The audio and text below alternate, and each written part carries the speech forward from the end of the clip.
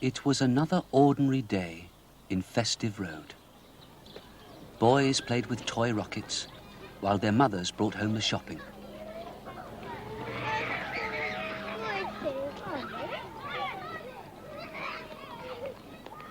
Number 52 is Mr. Benn's house, but Mr. Benn was nowhere in sight. He was in the back garden, talking to his neighbour. "Why is it," asked the neighbour, "that your grass always looks greener than mine?" "Oh, that's strange," said Mr. Benn. "I always thought yours looked greener than mine." And they both laughed. Mr. Benn soon appeared at his front door, wearing his hat and coat. And shortly after, he was walking in the park.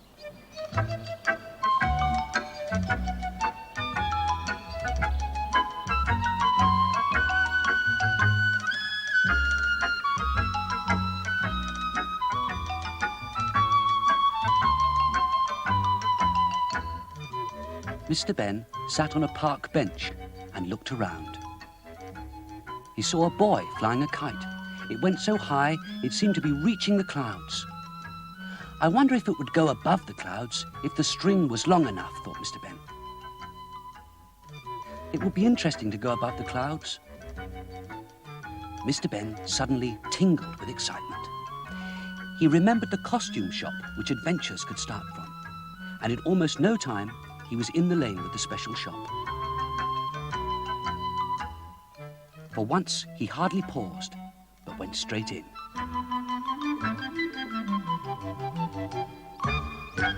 As if by magic, the shopkeeper appeared. "Good morning, sir," he said. "I do believe you have made up your mind already." "Yes, please," said Mr. Benn. "I would like to try the space outfit." "You know the way, sir," said the shopkeeper. And they both looked towards the door of the changing room, where Mr. Benn would try on the outfit. Mr. Benn was soon in the changing room and quickly took off his clothes and put on the space outfit.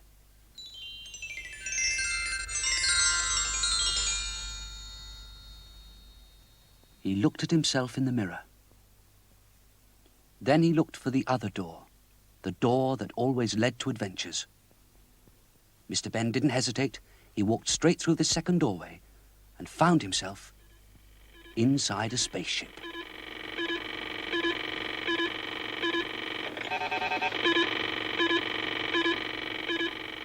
At the controls was another spaceman. "Hello," he said.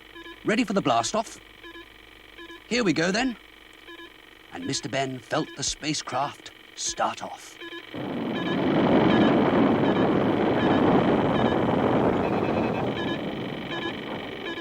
Mr. Benn watched the stars through the window.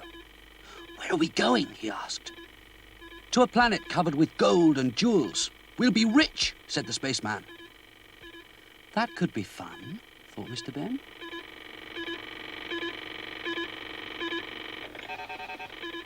Later, the other spaceman spoke again. "Nearly there. You can see the planet." Mr. Benn could see a planet which was very close. It looks very ordinary, but it must be very special with all the gold and jewels lying there, he thought.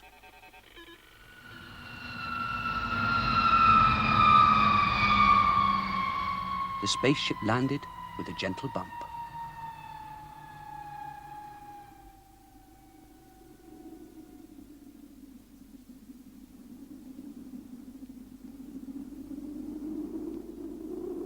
Mr. Benn followed the spaceman down the ladder and looked around. Just as the spaceman had said, there were lumps of gold and jewels just lying there. "We're rich," said the spaceman, and it wasn't long before he and Mr. Benn were walking around with their arms full of gold and jewels, looking for even better pieces to carry.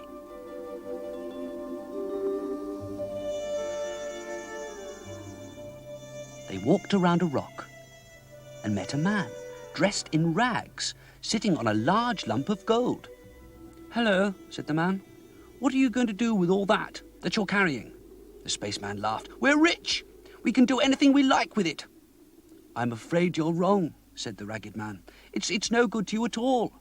There are no shops on this planet, so there's nowhere to spend the riches, and as soon as you take the gold and jewels away from this planet, they turn into ordinary stone.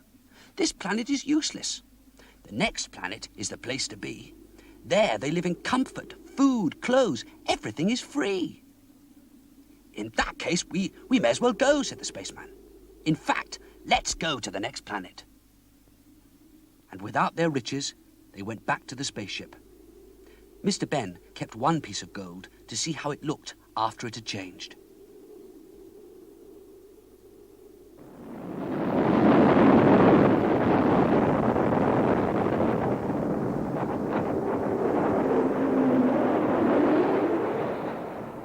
The spaceship flew away from the planet and sped on its way.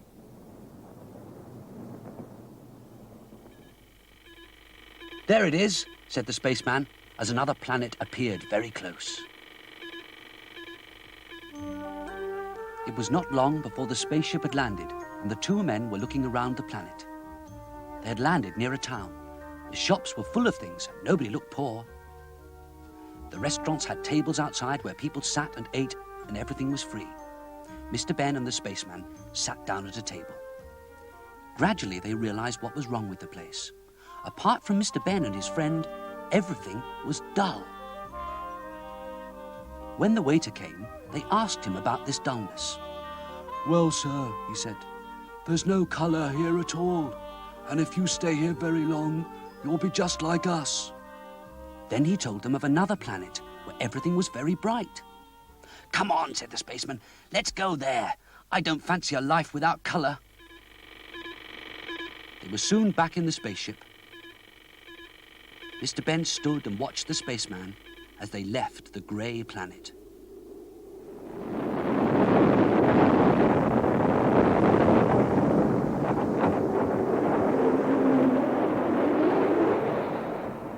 Once again, the spaceship travelled among the stars.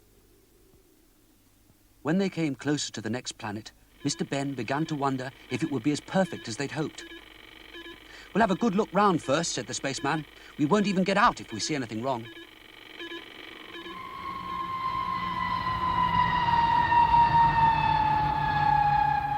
Once they'd landed, they looked out of every window of the spaceship.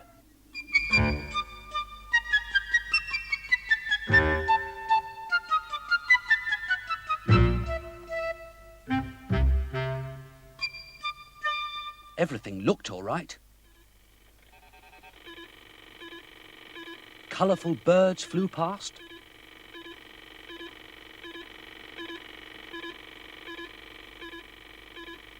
There were bright flowers and trees,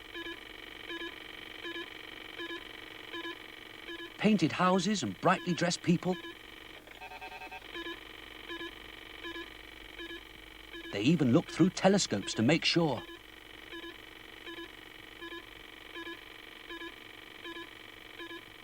The only unusual thing they could see were the hats that everyone wore down over their ears. "Just a fashion," said the spaceman. "Let's go outside."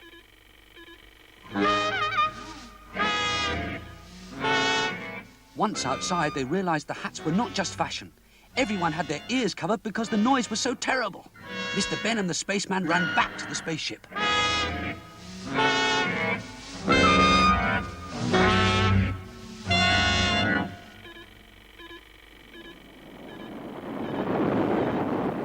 When they were on their way, the spaceman said, "I'm lost.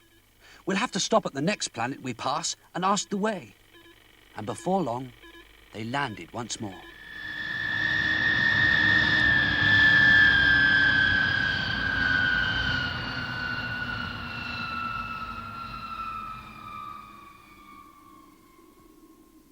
This planet was very hot, too hot, but at least it was quiet enough to be able to talk. At first there was nobody in sight, but suddenly, as if by magic, a man appeared. Mr. Benn smiled, for he recognized the shopkeeper. The spaceman explained to the shopkeeper that they were lost.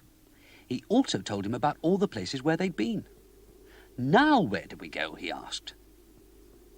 The shopkeeper told them of a place which was not perfect, but then it didn't have so much wrong with it either. "We'll try there," said the spaceman, and started to leave. I think I'll stay here," said Mr. Benn. "I've had enough travelling." He watched the spaceman leave and waved goodbye.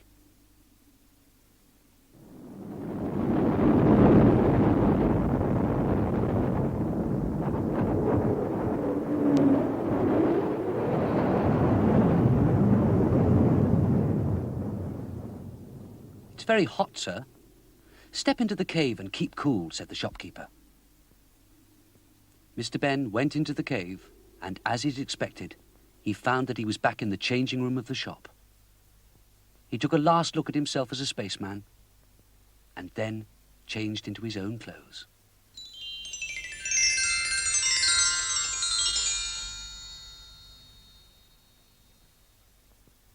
Mr. Benn went into the shop and returned the outfit. "Where did you send the spaceman?" he asked.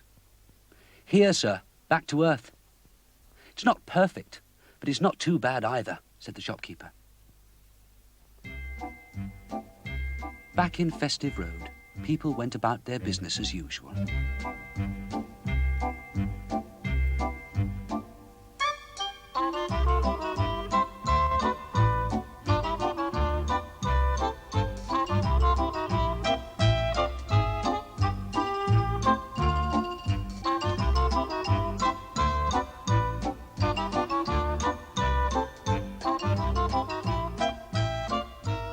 At his gate, Mr. Benn stopped and from his pocket took out a lump of stone. Nobody would believe that this was once gold, he thought. But I'll always keep it, then at least I will remember.